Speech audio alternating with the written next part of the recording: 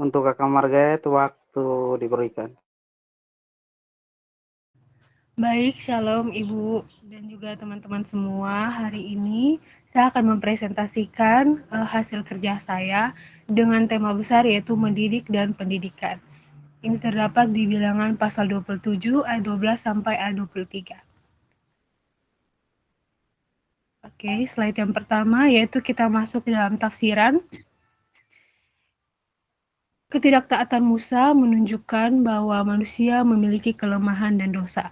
Dalam bilangan pasal 27 ayat 12 sampai 14, Musa tidak diizinkan masuk ke tanah perjanjian karena ketidaktaatannya kepada Tuhan.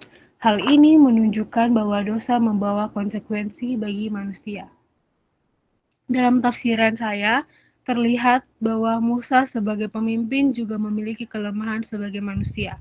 Saat menghadapi bangsa Israel yang terus bersungut-sungut, Musa merasa lelah dan under pressure sehingga akhirnya tidak melakukan sesuai perintah Tuhan. Akibatnya, Musa harus menerima konsekuensi atas tindakannya. Yang kedua yaitu Tuhan tetap setia pada perjanjian dan rencananya. Dalam bilangan 27 ayat 15 sampai 20, Tuhan memilih Yosua sebagai pengganti Musa untuk memimpin bangsa Israel. Yosua dipilih karena ia penuh roh dan siap melanjutkan tugas yang Tuhan berikan. Dalam tafsiran saya sudah menjelaskan bahwa kepemimpinan Yosua bukan berasal dari dirinya sendiri, tapi juga berasal dari kehendak Tuhan. Hal ini menunjukkan bahwa seorang pemimpin itu dipilih by God untuk menjalankan tugas sesuai kehendaknya.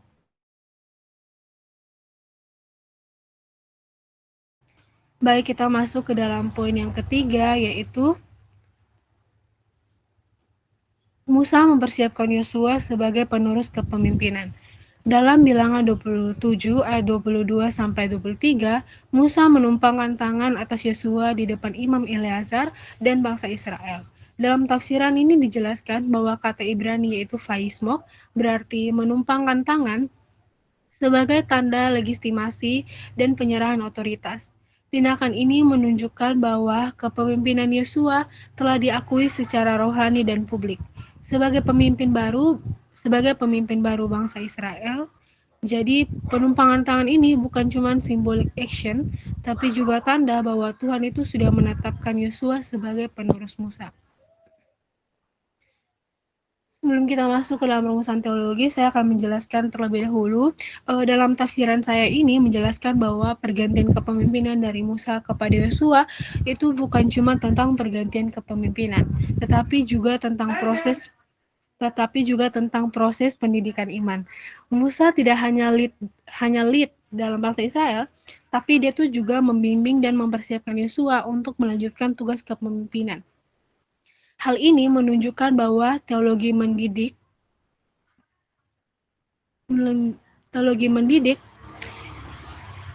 tapi juga membimbing dan mempersiapkan Yosua untuk melanjutkan tugas kepemimpinan. Hal ini menunjukkan bahwa teologi mendidik itu bukan cuma tentang teaching, pengetahuan Alkitab, namun juga tentang membentuk sikap taat, disiplin, dan hidup sesuai dengan kehendak Tuhan. Selain itu, terlihat juga bahwa Tuhan itu bekerja through the process untuk membentuk, mempersiapkan, dan membimbing seseorang dalam menjalankan tugas yang Tuhan berikan. Kita masuk ke dalam rumusan teologis. Yang pertama yaitu Allah dan penciptaan. Allah adalah sumber kehidupan dan pemelihara ciptaannya. Pengangkatan Yosua menunjukkan bahwa Allah tetap menuntun dan bekerja melalui orang-orang yang dipilihnya untuk menjalankan rencananya. Dari awal itu rencana Allah selalu mempunyai tujuan yang baik. Dalam bilangan 27 ayat 12 sampai 23 sangat terlihat bahwa Allah itu adalah sumber kehidupan dan Dia juga yang memelihara semua ciptaannya. Bahkan semua hidup manusia itu ada karena Dia dan semuanya itu tetap ada di dalam kendalinya. Makanya Allah itu pernah membiarkan dia punya umat berjalan sendiri tanpa arah. Dia pasti akan selalu menuntun dan mengatur langkah mereka sesuai dengan rencananya. Nah, di bagian ini juga terlihat bahwa Yosua itu dipilih menjadi pemimpin baru menggantikan Musa itu bukan secara kebetulan. Namun memang itu adalah salah satu bagian dari rencana Allah supaya bangsa Israel itu tetap bisa masuk ke dalam tanah perjanjian. Nah, dari sini bisa dilihat kalau Allah itu bukan cuma menciptakan, namun juga terus menemani dan membimbing manusia yang Dia pilih untuk menjalankan dia punya rencana. Nah, kalau dari teologi mendidik ini tuh bisa dimaknai seperti Allah itu seperti guru atau pendidik. Jadi dia bukan cuma memberikan tujuan, namun dia juga uh, memberikan prosesnya. Yosua juga bukan orang yang langsung jadi pemimpin, namun dia tuh dipersiapkan terlebih dahulu. Jadi dalam pendidikan juga sama. Yang penting itu bukan cuma hasilnya, tetapi proses belajar dan pembentukan diri supaya dia siap untuk bertanggung jawab. Kita lanjut ke poin yang kedua, yaitu manusia dan dosa. Poin yang pertama yaitu manusia diberikan kehendak bebas oleh Tuhan. Manusia termasuk Musa sebagai pemimpin diberikan kehendak bebas oleh Tuhan. Artinya manusia bisa memilih untuk taat atau tidak. Dalam perjalanan bangsa Israel, mereka tuh sering mengeluh dan tidak selalu mengikuti arahan Tuhan. Musa sebagai pemimpin juga harus menghadapi pilihan-pilihan tersebut sambil terus memimpin bangsa Israel menuju tanah perjanjian. Nah, dari sini bisa dilihat kalau Tuhan itu juga sedang mendidik manusia lewat kebebasan itu, supaya manusia bisa belajar bertanggung jawab dengan dia punya pilihan sendiri. Poin yang kedua yaitu Musa mengalami tekanan dalam memimpin bangsa Israel. Musa sebagai pemimpin bangsa Israel mengalami banyak sekali tekanan. Bangsa Israel tuh sering mengeluh, tidak sabaran, dan sulit untuk diatur. Jadi Musa benar-benar sangat kewalahan dan lelah dalam memimpin mereka. Dalam konteks teologi mendidik, ini bisa dilihat kalau Tuhan itu sedang membentuk karakter Musa lewat situasi yang sangat berat. Musa itu sedang diproses supaya dia tetap belajar sabar, kuat, dan tetap bergantung kepada Tuhan dalam setiap keadaan. Poin yang ketiga yaitu ketidaktaatan Musa membawa konsekuensi.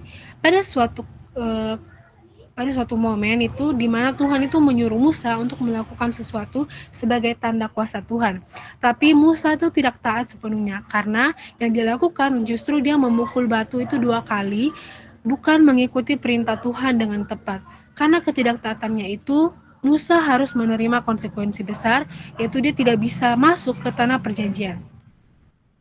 Nah, dari sini kita bisa lihat sama-sama bahwa Tuhan itu bukan hanya memberikan perintah, tapi juga mendidik manusia untuk belajar taat dengan serius, karena setiap tindakan manusia itu mempunyai dampak. Poin yang keempat yaitu dosa menunjukkan kelemahan manusia. Nah, Kejadian Musa ini menunjukkan bahwa manusia itu mempunyai kelemahan, sehingga mereka akan sangat gampang jatuh di dalam dosa. Meskipun Musa itu adalah seorang pemimpin yang dipilih oleh Tuhan, tapi dosa di sini bukan bukan hanya tentang sebuah kesalahan besar, tapi juga tentang ketidaktaatan kecil yang tetap mempunyai konsekuensi. Karena itulah Musa harus menerima akibat dari tindakannya dan akhirnya dia harus menyerahkan estafet kepemimpinannya itu kepada Yosua. Ini mengajarkan kalau manusia itu sedang terus diproses dan dididik Tuhan supaya mereka bisa belajar untuk rendah hati, taat, dan sadar kalau tanpa Tuhan itu manusia itu juga bisa jatuh.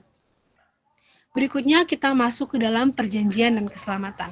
Yang pertama yaitu Allah menyelamatkan bangsa Israel dari perbudakan. Bangsa Israel adalah bangsa yang diselamatkan Allah dari perbudakan di Mesir. Allah menggunakan Musa dan dilanjutkan oleh Yosua untuk memimpin mereka keluar dari situasi itu menuju ke tanah perjanjian. Ini tuh sangat menunjukkan kalau memang dari awal itu Allah itu adalah the deliverer alias penyelamat umatnya. Dia benar-benar turun tangan untuk membebaskan dia punya umat. Yang kedua yaitu Allah tetap setia walaupun umat sering bersungut-sungut. Walaupun bangsa Israel sering mengeluh, komplain terus, bahkan sonde sabaran, Allah tuh tetap tidak meninggalkan mereka. Dia tetap menjalankan dia punya rencana, dan ini menunjukkan kalau misalnya Allah itu adalah faithful atau setia sekali dengan dia punya umat. Meskipun manusia itu seringkali tidak stabil dan sangat gampang untuk goyah. Poin yang ketiga yaitu pengangkatan Yosua menunjukkan kesetiaan Allah pada janjinya. Kesetiaan Allah pada janjinya waktu Musa itu tidak bisa lanjut sampai ke tanah perjanjian, namun Allah tetap melanjutkan dia punya rencana dengan mengangkat Yosua menjadi pemimpin baru. Ini sangat membuktikan kalau janji Allah itu tidak pernah gagal. God's promise never fails. Jadi walaupun manusia berubah atau gagal, rencana Allah itu tetap berjalan. Poin yang keempat yaitu keselamatan berasal dari kesetiaan Allah. Keselamatan itu bukan karena manusia itu sempurna, namun karena Allah yang setia dengan janjinya. Dia tetap menuntun bangsa Israel walaupun mereka sering salah. Nah ini kalau dilihat dari teologi mendidik, Allah itu seperti teacher atau pendidik yang tidak langsung meninggalkan dia punya murid saat salah, namun tetap membimbing sampai mereka belajar. Dalam pendidikan juga sama. Proses itu penting dan bukan cuma hanya hasil. Allah terus mendidik dia punya umat supaya belajar percaya, taat, dan bertumbuh. Jadi bisa dibilang God is shaping his people through process not perfection. Lanjut yaitu hukum dan umat Allah. Yang pertama yaitu Allah adalah hakim yang adil. Allah itu digambarkan sebagai just judge atau hakim yang adil. Dia tidak pernah bertindak sembarangan, tapi selalu adil dalam setiap dia punya keputusan. Dalam cerita Musa, dia tidak bisa masuk ke tanah perjanjian karena ketidaktaatannya. Nah, ini merupakan salah satu reminder kalau setiap tindakan manusia itu mempunyai konsekuensi di hadapan Allah dan tidak bisa diabaikan. Poin yang kedua, yaitu bangsa Israel juga menerima hukuman karena ketidaktaatan. Bangsa Israel juga sering kena konsekuensi karena mereka itu sering bersungut-sungut dan tidak taat. Mereka akhirnya harus mengembara di padang gurun selama 40 tahun dan generasi yang keluar dari Mesir tidak semuanya bisa masuk ke tanah perjanjian. Bahkan mereka juga pernah mengalami tulah yaitu ular tedung dan berbagai kejadian lain sebagai akibat dari ketidaktaatan mereka. Nah dari sini kelihatan kalau disobedience itu punya dampak nyata dalam perjalanan mereka. Yang ketiga yaitu hukuman Tuhan menjadi pengajaran bagi umatnya. Walaupun ada hukuman itu bukan cuman soal punishment atau pembalasan saja, namun juga jadi cara supaya umatnya itu sadar dan belajar lewat kesalahan mereka. Lewat proses itu, manusia diajak untuk lebih mengerti batasan, belajar taat, dan memperbaiki diri. Jadi bukan sekedar dihukum, namun juga ada proses pembentukan supaya mereka bisa berubah dan kembali ke jalan yang benar. Dari situ sangat terlihat kalau setiap proses yang berat itu sebenarnya mempunyai maksud untuk membentuk umat supaya lebih matang dalam hidup bersama Tuhan. Yang berikutnya yaitu harapan eskatologis atau mesianik. Poin yang pertama yaitu tanah perjanjian menjadi tanda harapan dan berkat Allah. Tanah perjanjian itu jadi tanda kalau Allah itu kasih harapan yang sangat besar dan berkat untuk bangsa Israel. Setelah keluar dari Mesir, mereka tidak lagi hidup dalam perbudakan, namun mulai masuk ke dalam kehidupan yang jauh lebih baik. Tanah itu digambarkan seperti tempat yang istilahnya flowing with milk and honey alias penuh kelimpahan. Jadi ini nih menunjukkan kalau Allah itu benar-benar menyediakan masa depan yang penuh harapan untuk umatnya sendiri. Poin yang kedua yaitu rencana Allah tetap berjalan melalui Yosua. Waktu Musa tidak bisa masuk ke tanah perjanjian, Allah tetap melanjutkan rencananya dengan mengangkat Yosua menjadi seorang pemimpin. Nah ini menunjukkan kalau rencana Allah itu tidak pernah berhenti cuman karena manusia mempunyai batasan. God's plans keeps going, bahkan lewat Yosua. Allah tetap menuntun umatnya sampai tujuan yang sudah dia janjikan. Kalau dilihat pelan-pelan ini nih juga kayak proses pembentukan di mana Yosua dipakai dan dipersiapkan untuk melanjutkan tugas besar itu. Jadi ada proses dibentuk dan dipakai dalam perjalanan kepemimpinan. Baik, poin yang ketiga yaitu tanah perjanjian menjadi gambaran keselamatan yang sempurna. Tanah perjanjian itu sebenarnya bukan cuma soal tempat yang hanya enak secara fisik, namun juga jadi gambaran dari keselamatan yang lebih besar di masa depan. Jadi ini bukan final destination, tapi kayak preview. Ya, seperti preview dari kehidupan yang lebih sempurna bersama Allah. Bangsa Israel sering mengalami berkat di sana, tapi itu masih bayangan dari keselamatan yang lebih utuh dan damai yang Allah sediakan nanti. Jadi bisa dibilang Allah itu lagi sedang menuntun umatnya step by step untuk menuju penggenapan rencananya yang kekal. Berikutnya kita masuk ke dalam kesimpulan. Yang pertama yaitu kepemimpinan sejati berasal dari Tuhan. Kepemimpinan yang sebenarnya itu asalnya dari Tuhan, bukan cuma karena kemampuan manusia. Jadi seseorang itu bisa menjadi pemimpin karena Tuhan yang memilih dan memberi kepercayaan. Ini menunjukkan kalau pemimpin itu sebenarnya trust dari Tuhan untuk memimpin orang lain dengan benar. Kepemimpinan harus dilakukan dengan ketaatan dan kerendahan hati. Seorang pemimpin tidak cuma cukup Seseorang untuk menjadi seorang pemimpin itu tidak hanya cukup dengan dia jadi pintar atau kuat, tapi dia juga harus taat dengan Tuhan dan juga rendah hati tentunya. Karena kalau sombong atau jalan sendiri, biasanya malah dia bisa salah arah. Jadi kepemimpinan itu harus tetap mengikuti apa yang Tuhan mau, bukan mengikuti egonya sendiri. Yang ketiga yaitu Tuhan membentuk pemimpin melalui proses pendidikan iman. Jadi Tuhan tuh tidak langsung membuat seseorang menjadi pemimpin yang sempurna, tapi ada prosesnya, yaitu lewat pengalaman, tantangan, bahkan kesalahan. Tuhan membentuk iman dan karakter seseorang. Nah dari sini terlihat kalau Tuhan itu seperti pendidik, yang pelan-pelan membentuk seseorang supaya siap menjadi pemimpin yang benar dan juga bertanggung jawab. Baik, mungkin sekian dari pemaparan materi yang telah saya kerjakan. Bagi teman-teman yang mempunyai pertanyaan, kritik, dan saran, saya persilakan.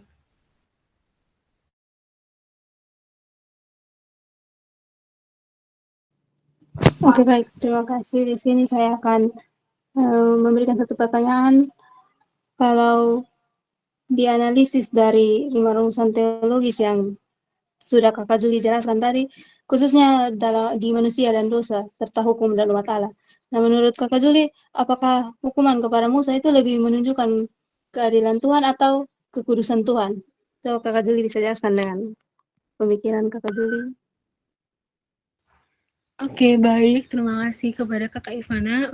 Jadi, kalau misalnya saya analisis dari 5 rumusan teologis, terutama bagian manusia dan dosa, serta hukum dan umat Allah, hukuman kepada Musa itu lebih menunjukkan kekudusan Tuhan atau holiness of God. Soalnya Musa itu dia bukan orang biasa, tapi dia tuh juga seorang pemimpin besar yang sangat dekat dengan Tuhan.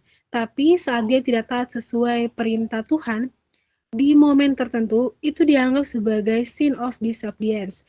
Jadi di sini Tuhan tuh mau menunjukkan bahwa meskipun Musa itu adalah pemimpin pilihan, Tuhan tetap tidak bisa mengabaikan dosa tersebut, sekecil apapun itu. Ini menunjukkan bahwa Tuhan itu adalah holy and pure. Jadi dia tidak bisa kompromi dengan ketidaktaatan, bahkan dari seorang pemimpin besar. Dalam konteks hukum dan umat Allah atau law and covenant people, Tuhan tuh mau menunjukkan kalau semua orang itu tetap berada di bawah standar ketaatan yang sama. Tapi di sisi lain sebenarnya ada juga unsur justice atau keadilan karena setiap tindakan itu memang ada dia punya konsekuensi. Kesimpulannya, hukuman kepada Musa itu lebih menonjolkan God's holiness karena Tuhan mau mengajarkan bahwa kekudusannya itu tinggi dan harus dihormati lewat obedience, bukan hanya karena dia itu menghukum. Apakah menjawab pertanyaan dari Kakak Ivana? Itu kurang jelas. Jelas kok, Kak? Ya, cukup jelas. Terima kasih, Kak Juli. Baik, mungkin ada lagi kok teman-teman yang mau kasih pertanyaan. Baik, terima kasih untuk Kak Juli. Ya. Baik. Aduh. Ini siapa yang mau? Silakan. Tolong ini suara touring, jadi tolong yang ada nyala mikrofon tolong kasih mati coba.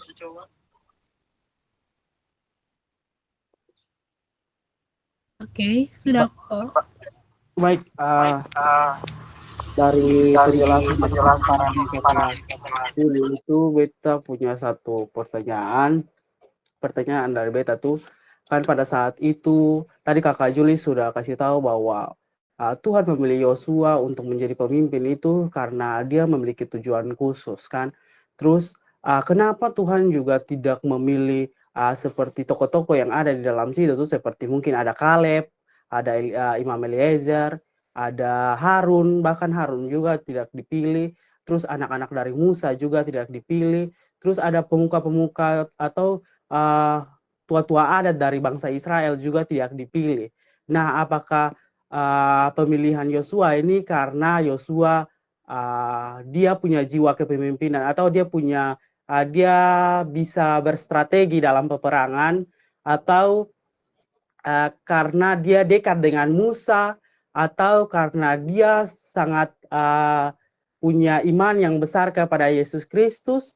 Jika ada alasan tertentu di balik itu, Kakak Juli bisa jelaskan. Dan kenapa juga Yosua itu dipilih jadi pemimpin? Padahal kan kalau bilang memang dia dididik sehingga dia layak untuk jadi pemimpin, kan tadi seperti yang Beta bilang bahwa ada beberapa orang di dalam situ juga tapi tidak dipilih. Kalau memang perlahan akan dididik, maka mereka juga pasti bisa dididik kan begitu. Jadi kenapa Tuhan memilih Yosua? Dan pada saat pemerintahan Yosua juga ketong bisa lihat bahwa bangsa Israel juga masih ada dalam pemberontakan dan dalam dosa, kadang-kadang juga masih melawan dari kepemimpinan Yosua tersebut. Apakah ada alasan tertentu di balik itu semua? Silakan Kakak Juli jelaskan.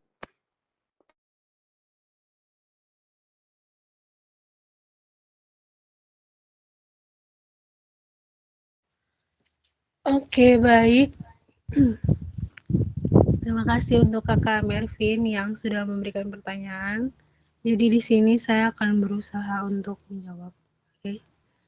Jadi menurut Yosua tuh dipilih Tuhan tuh bukan cuma karena dia tuh memang hebat dalam perang atau dia dekat dengan Musa, tapi karena Tuhan tuh melihat keseluruhan hidup dan dia punya hati. Memang di situ tadi Kakak sudah sebut ada banyak tokoh lain, contohnya seperti Kaleb, Harun, Eleazar, dan juga tua-tua adat yang di situ. Tapi setiap orang tuh mempunyai tugas masing-masing dari Tuhan. Contohnya Harun. Dia lebih dipilih dalam pelayanan iman, bukan memimpin perang dan membawa bangsa masuk ke tanah perjanjian. Terus Eleazar. Dia melanjutkan tugas keimanan. Kaleb, dia memang punya iman yang besar, tapi Alkitab lebih menunjukkan Yosua sebagai orang yang sejak awal setia untuk mendampingi Musa dan belajar langsung tentang kepemimpinan. Jadi menurut saya ada beberapa alasan kenapa Yosua dipilih. Yang pertama, karena dia punya iman dan ketaatan yang sangat kuat kepada Tuhan. Yang kedua, karena dia rendah hati dan dia mau belajar lama bersama Musa. Yang ketiga, dia sudah terbukti dalam peperangan dan dia juga bertanggung jawab. Yang keempat, karena dia dekat dengan Tuhan dan bukan cuma dekat dengan Musa. Yang kelima, dia diproses, dididik perlahan untuk siap memimpin bangsa Israel. Jadi pemilihan Yosua itu bukan secara mendadak. Tuhan sebenarnya sudah membentuk dia dari lama. Bahkan saat Musa masih memimpin, Yosua tuh sering ikut Musa untuk mendampingi. Dia lihat, dia belajar, dia melihat keputusan Musa, dia terus ikut perang, terus dia lihat bagaimana Tuhan bekerja lewat itu. Terus soal kenapa orang lain tidak bisa dipilih, padahal bisa juga dididik pelan-pelan. Nah, menurut saya itu karena didikan Tuhan ke setiap orang tuh beda tujuan. Tidak semua yang dibina akan jadi pemimpin utama. Ada yang dia dipanggil memang jadi imam, penatua, penolong, atau untuk sebagai pengajar umat. Dan benar juga yang Kakak bilang tadi, waktu Yosua dipilih oleh bangsa Israel, sebenarnya belum sepenuhnya mereka tuh selesai untuk dibentuk. Mungkin itu juga salah satu alasan kenapa Tuhan memilih Yosua yang dia tuh sudah lama diproses, supaya dia bisa melanjutkan pembentukan bangsa Israel. Jadi bukan cuma memimpin mereka masuk tanah perjanjian. Jadi tugas Yosua bukan hanya untuk menggantikan Musa, tapi dia juga meneruskan proses pendidikan iman tersebut bagi bangsa Israel juga. Bagaimana Kakak Mervin?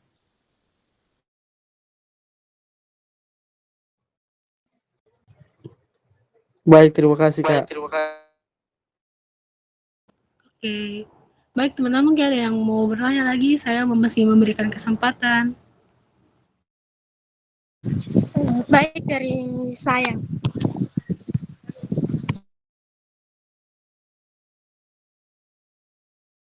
Baik, silakan Kakak.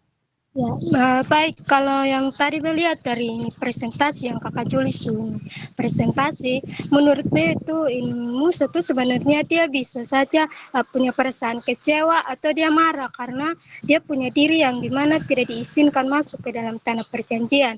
Tapi dalam teks yang tadi saya lihat juga bersama teman-teman, semua justru Musa memikirkan bangsa Israel dan minta Tuhan supaya memilih pengganti. Nah, menurut Kakak Juli, apa makna teologis dari sikap Musa? Musa ini di dalam konteks kepemimpinan dan pendidikan iman. Oke, baik. Terima kasih untuk pertanyaannya. Jadi saya akan menjawab. Jadi sebenarnya sikap Musa itu di situ dia tuh mempunyai makna teologis yang cukup dalam, terutama kalau misalnya dilihat dari kepemimpinan dan pendidikan iman. Nah, pertama, dari sisi kepemimpinan, Musa itu dia menunjukkan kalau sebagai pemimpin yang benar itu tidak boleh menjadi orang yang egois. Walaupun dia sebenarnya tuh bisa saja kecewa karena dia tidak masuk ke dalam tanah perjanjian. Tapi yang dilakukan dia justru tetap fokus pada umat Israel.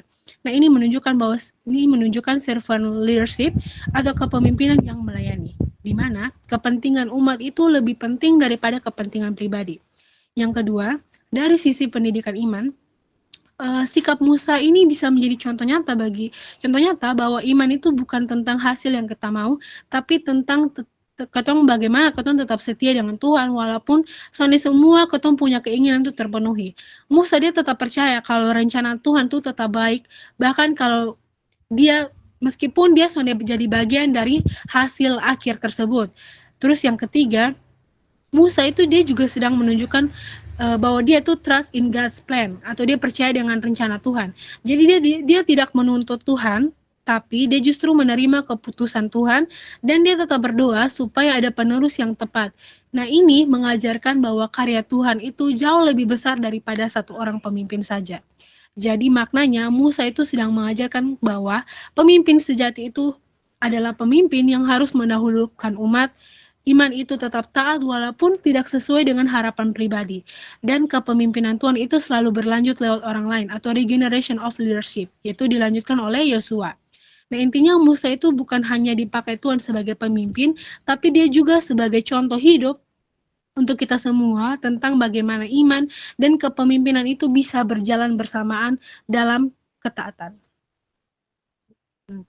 Itu jawaban dari saya. Bagaimana menurut Kakak Renya? Apakah menjawab? Pas, Kakak. Oke, terima kasih. Baik, mungkin masih ada yang mau kasih pertanyaan, saya masih buka. Baik,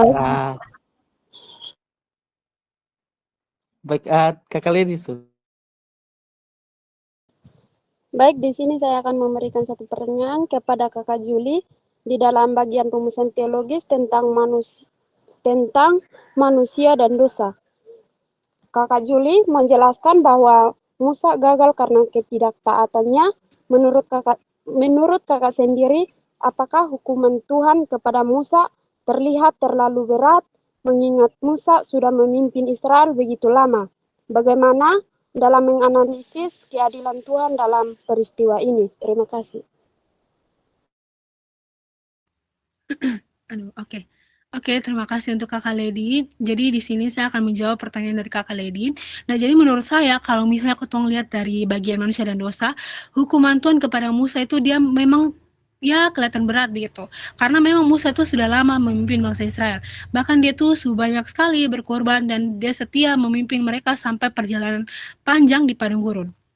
Nah, tapi kalau misalnya kita analisis lagi secara teologis, Tuhan itu bukan hanya melihat berapa lama seseorang dalam melayani, tapi lebih ke ketaatan atau obedience terhadap firman-Nya.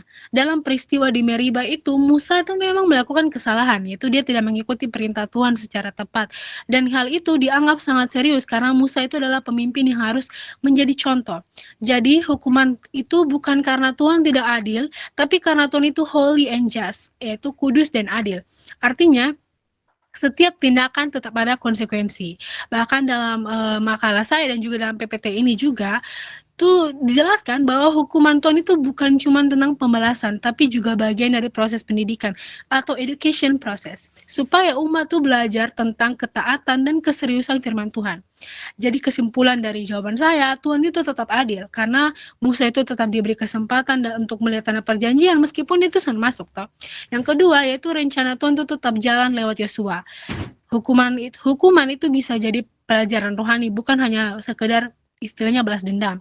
Jadi intinya Tuhan itu tetap fair, atau adil, tapi dia juga serius dengan kebenaran dan juga ketaatan. Kayak begitu. Gimana kakak menjawab? Pas kakak, terima kasih.